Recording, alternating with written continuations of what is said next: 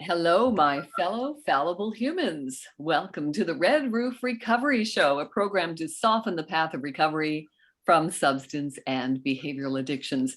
My name is Tanya McIntyre, and I'm joined today by my beautiful husband, my best friend, my business partner, and now my canning mate. We just bought ourselves an anniversary present to start canning some vegetables.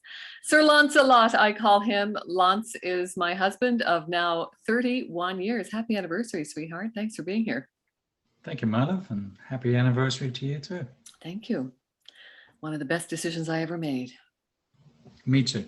We're going to talk today about something that I hear every day from people who want to talk to me about recovery and starting that journey. And I can certainly relate with it because I used excuses about why I wanted to continue my drug and alcohol addictions.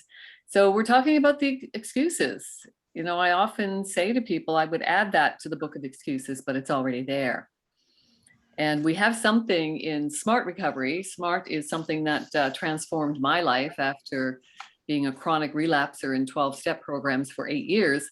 I went in search of an alternative that could possibly save my life because a lot of my peers in 12-step programs weren't returning from their relapses. So I wanted to find something that could prevent me from having annual relapses at that point, and maybe something I could bring to my community that would help others in their challenges with abstaining from their addictions. And it's a stages of change. So SMART stands for Self-Management and Recovery Training. It's a secular program, evidence-based. It's always evolving with science. I like it for that element, and also the fact that it was founded by doctors. And I like the cognitive therapies that I'm learning because I'm retraining my brain to, basically replace those neural networks, those pathways that were not serving me in a healthy way. I'm learning now to manage my urges, thoughts, feelings, moods, and behaviors with cognitive therapies. And they use something in SMART called the stages of change. And I use this with people all the time so they can recognize where they are in their decision, because it's all about making the decision to abstain from your addictions. And I have lots of people saying, well, can't I moderate? How can I learn how to moderate? I did that for many years as well. So let's take a look at the stages of change. So first of all, there's pre-contemplation. That's where I was stuck for many, many years. Okay. And that's when people would bring it up. What do you mean? What problem? I don't have a problem. Don't bug me. I'm just asking some questions. And even when my doctor suggested that I might be alcoholic, I rather than face that, I got myself another doctor. So denial, right? We say in 12-step programs, denial is more than a big river in Egypt. So I was stuck in pre-contemplation for a long, long time. I knew I had a problem, but I just didn't want to have to face it. So pre-contemplation is what most of us would call in the state of denial. Yeah, absolutely. Everyone, and sweetheart, I just want to say that you've got a very low tone, and I just want you to get a little bit closer to the microphone, honey. Thank you. So we don't have our sound engineer saying, not again. So the rest of us can see that the person has a problem. Absolutely. Because friends and family can see it clear as day. And if it's brought up to that person in any way, shape, or form, there's the denial. Absolutely. Denial, resentment, resistance, absolutely. Defensiveness, yes. So the strategy, when I'm talking to people in pre-contemplation, because there's absolutely very little I can say to people to get them to where they need to go, except try to, kind of drop the breadcrumbs along their path. So they might pick it up and say, oh, yes, there's the way. So that is the strategy of helping them look at the whole situation And I often do that in a way where we call it motivational interviewing. We ask questions without being, too probing, too personal. We're just trying to guide them to their own revelation that, oh yeah, maybe I do have a problem. So some of the tools to use in that strategy of trying to encourage someone to see their whole situation, I could suggest that they join one of my SMART meetings, if not mine. There are hundreds of SMART meetings happening all the time. It's an international organization, a nonprofit organization, volunteer driven. So I volunteer to facilitate 3 meetings a week.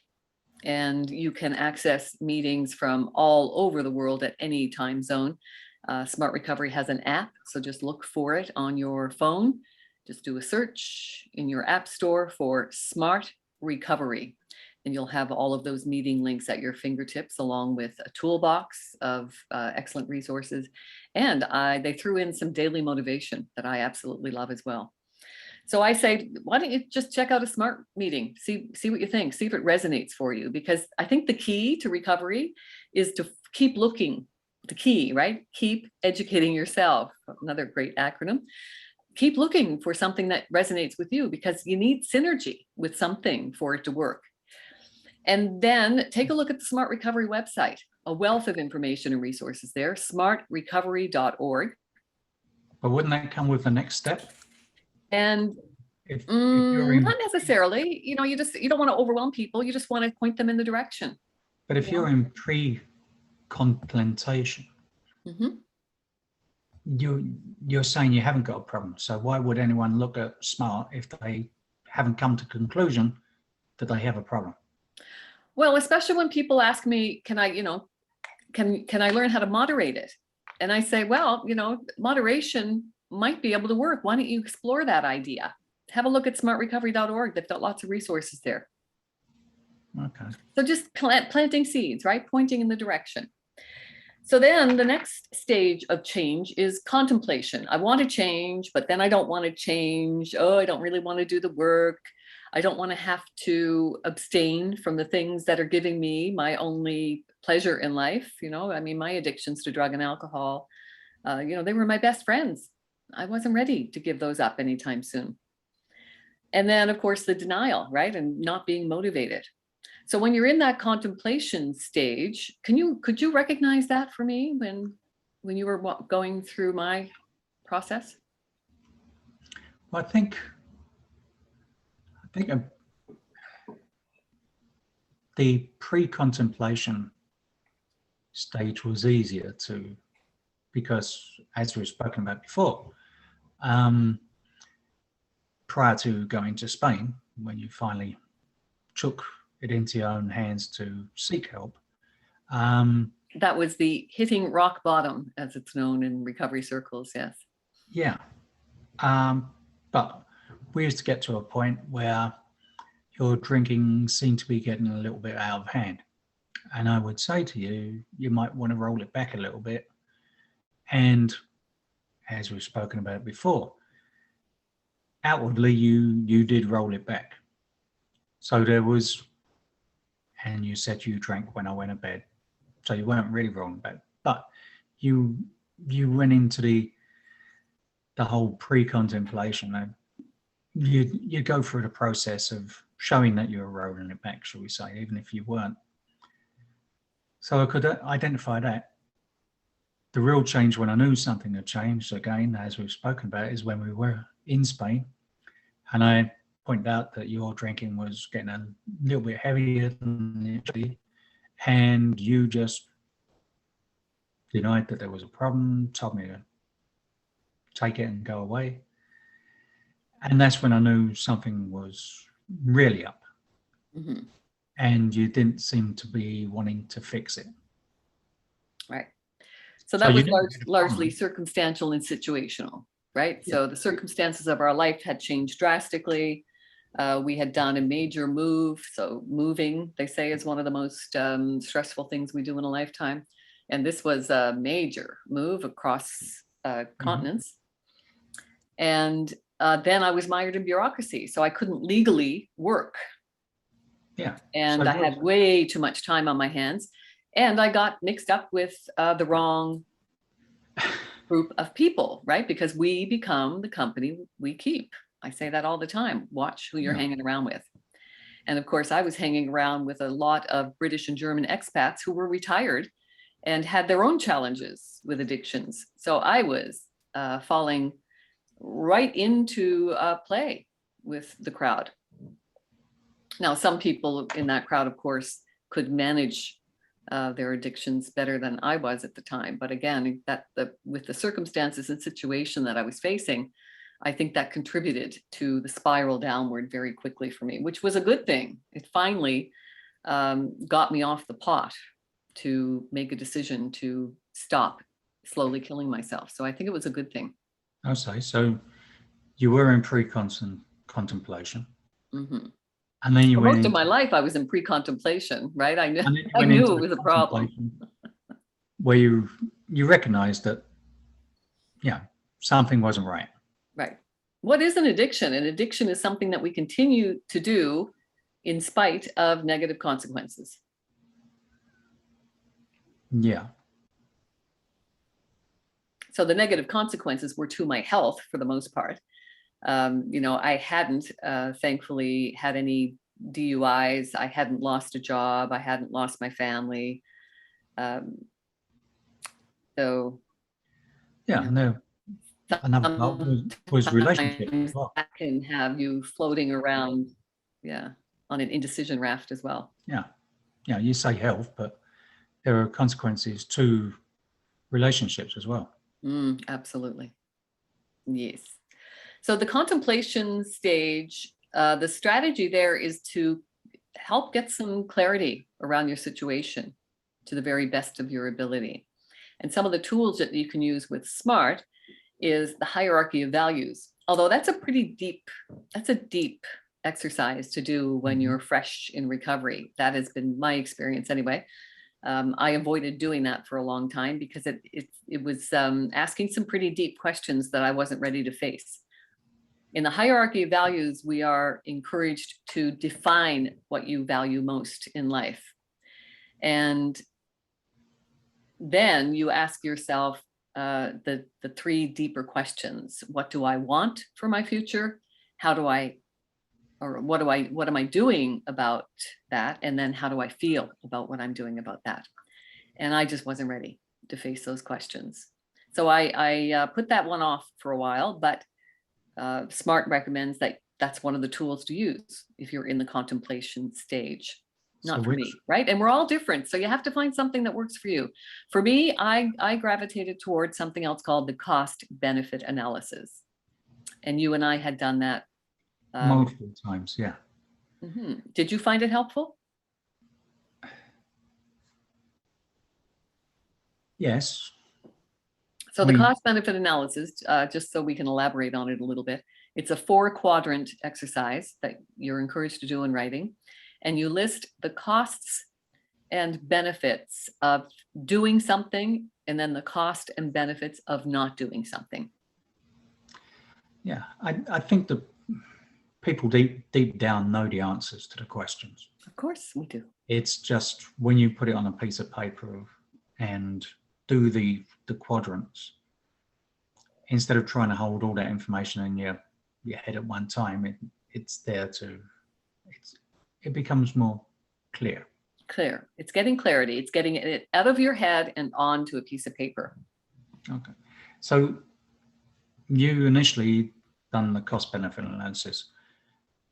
Once you were comfortable, you went to the hierarchy of values.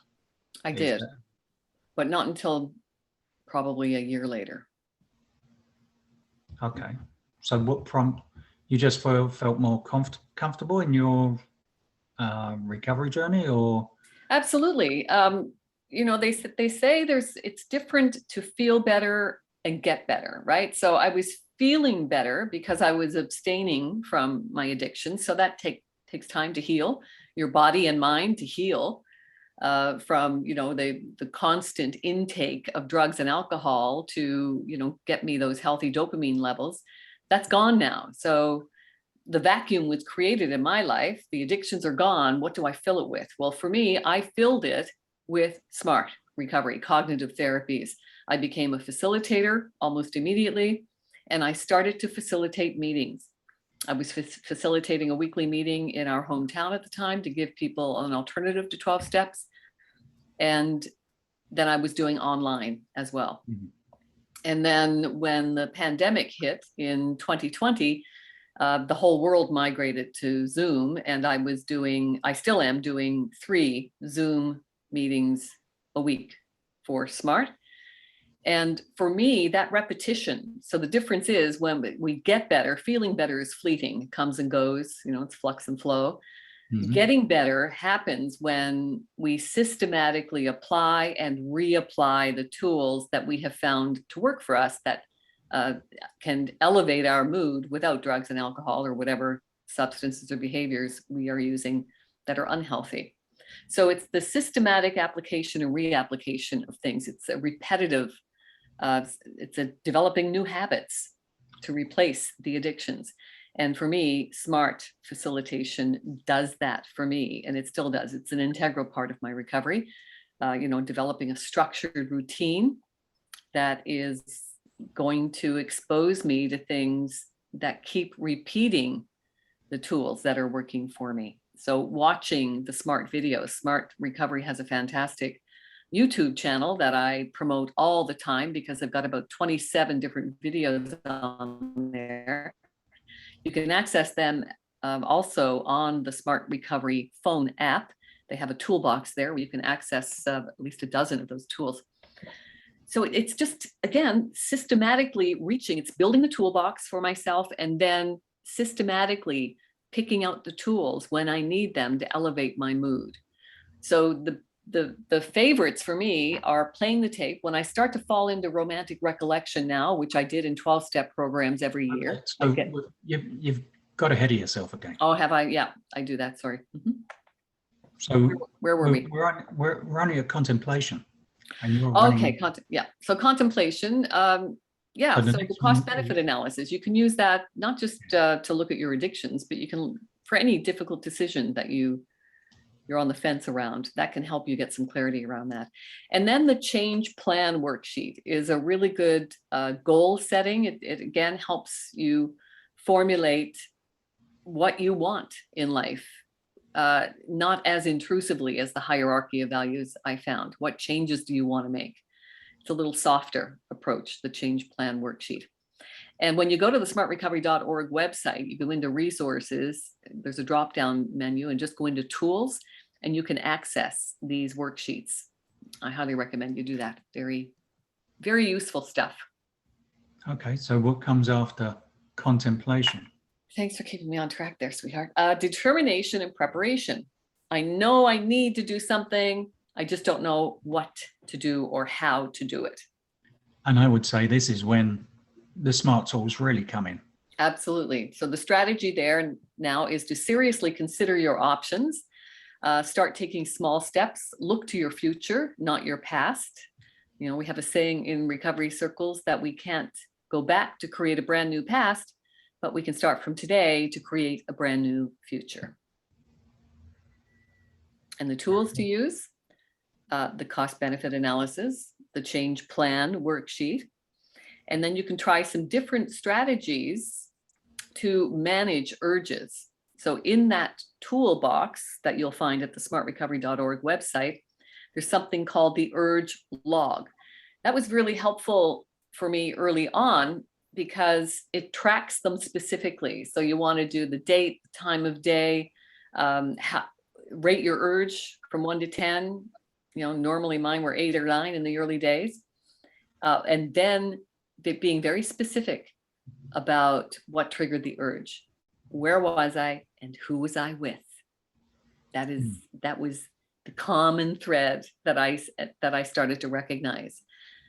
When you recognize the patterns that you're following when these urges happen, then that arms you with experience and education about, okay, so this is what's happening. Now, what can I do to prevent it and avoid it from happening?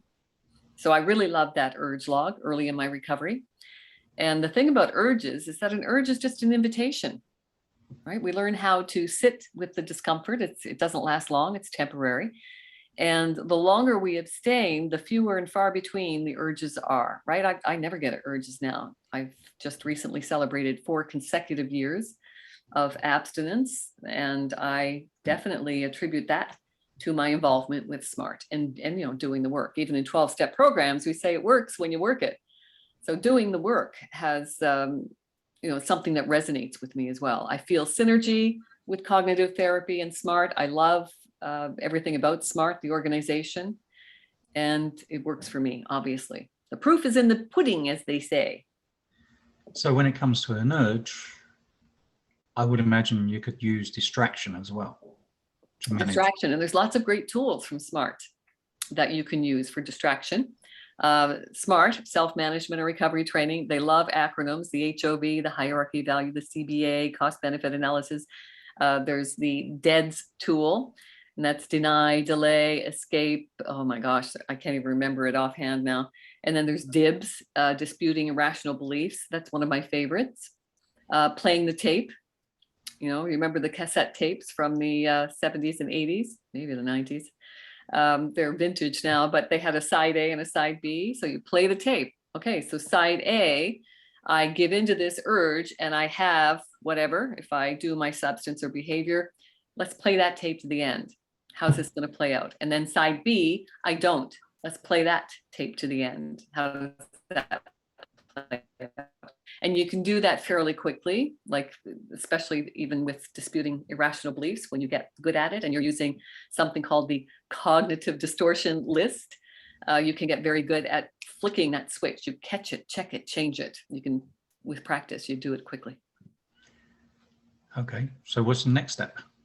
Next step is action. It's where the rubber hits the road, as they say. So now we're actually doing the work. The strategy is to work at understanding the addiction. And how many years is it now for me? Over a decade, since 2009, my recovery path started. And I stopped calling it a recovery journey, although I do refer to it sometimes as a recovery journey. I call it a discovery journey now, because I'm discovering that life can be fulfilling without drugs and alcohol. So I prefer to call it a discovery journey now. So can you actually understand your addiction? Well, that's ongoing. There's so very little known about addiction, Lance. That's the thing. What we do know is that it's a chronic illness. SMART doesn't take a position on the disease factor. That's a very, we could have an hour conversation just around that alone. But what they do say is that it doesn't matter what you believe around addiction. SMART can help you. Cognitive therapies can help you in optimum conditions, of course, as well. And again, you have to find that synergy for whatever works for you. It obviously works for me. Mm-hmm. Sorry, what was your question? Now I forgot. Whether you could really understand your addiction. I continue to research addiction. What we know is that even though it's a complex condition, it's a chronic illness, it's a mental health disorder, and it's still the most stigmatized condition on the planet, even though it's a biological vulnerability, it's a medical condition, but not treated as such, unfortunately.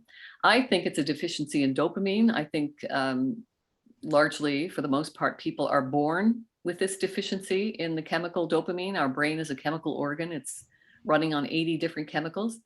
Dopamine is the reward, the motivator chemical. And when we are unable to maintain healthy levels of dopamine, then we look for them somewhere else. And for me, when I was 11 years old, I discovered that taking a few shots of my father's gin made me feel good, and it gave me that dopamine hit, and it numbed the uncomfortable emotions that were going on in life at the time. Well, we met someone last week who I'm presuming wouldn't have become addicted if they hadn't been given pharmaceutical for pain. Absolutely. That's where the opioid pandemic has come from. Absolutely. They call it an So- epidemic. It's actually a pandemic, I think. Yeah. So do you think that that person would have had some type of similar background to you? Because they weren't trying to numb the emotional pain, and they were literally trying to numb physical pain for an Mhm. accident. Right. So And then you're training your brain as well. So when you're taking substances or behaviors that are giving you relief or pleasure, sometimes both, then you're training your brain to need that, and you need more of it, just because of the this will way be the that whole chemical interaction works. chasing the high. Yeah. Exactly. So then after action, sweetheart, you identify your best strategies. You learn how to manage urges, and you do the other work. You're updating your change plan. Am I on track? Asking yourself the deeper questions. What do I want? What am I doing about it? How do I feel about what I'm doing about it? Developing more rational thinking. I'm not even sure I like that term, rational, irrational. I think it's just either helpful or unhelpful. Is it moving me toward where I want to be or away from where I want to be? And committing to new activities, right? Filling that vacuum. When we give up Yes. addictions, we're creating a vacuum in our biology that needs to be filled with something else. So finding something healthy to fill it with is key. I'm still working on the cookie and ice cream addiction now. I think that's possibly one of the main factors, is that I think a lot of urges and succumbing to urges is through boredom, because you haven't filled that vacuum of when you used to indulge Absolutely. in the behavior. I had this was initially called an urge box. So I have 50 ways to take a break, a sheet, and I cut them up into 50 different little tabs. And then when I was feeling an urge, I could just reach into this box and I could pick something out and, meander around town. Great. Well, I'm within walking distance to town, so I'll go for a walk. That kind of thing, right? So it's a distraction. It's an immediate thing. Now I just call it psych push-ups, my psychology push-ups, my psych push-ups. When I'm feeling anxious or depressed or angry or resentful, I can dip into that box, and it just helps, a distraction and other action that I can do. And then maintenance, sweetheart, is the other part of the stage of change. Once we start taking actions, then we need to maintain it. And this is what comes up in recovery meetings all the time. How do I maintain motivation to continue abstaining from drug and alcohol addictions or substance and behavioral addictions? It can be any addiction, right? Gambling, shopping, gaming, porn. Yeah. So what I've noticed in a lot of people who are more successful in their recovery is, like you, they tend to volunteer within AA, SMART, or other some type of volunteering role to help other people. Mm-hmm.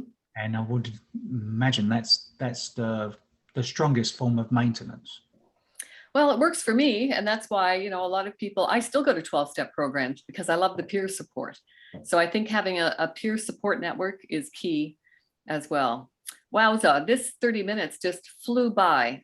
My darling Lancelot, thank you so much for always being there and living with me through my addictions. Thank you for that. You're welcome, my love. So I hope today's episode of the Red Roof Recovery Show has opened up some possibilities for you. Please, if you think that you would like to talk to me about being a guest on the show, or if you think you or someone you know might qualify for our unique residential program here in Goderich, Ontario, then please reach out to me, redroofrecovery@gmail.com. My name is Tanya McIntyre, and you have just spent 30 minutes with me, and I thank you so much for that. And thanks so much to 98.5 CKWR, the multicultural station in Kitchener. Thank you so much for your support of my work. You guys, I really appreciate you. Thank you, thank you, thank you. My wish is for you to stay strong. Just keep at it. And may the force be with you. Remember, you are the force. Thanks.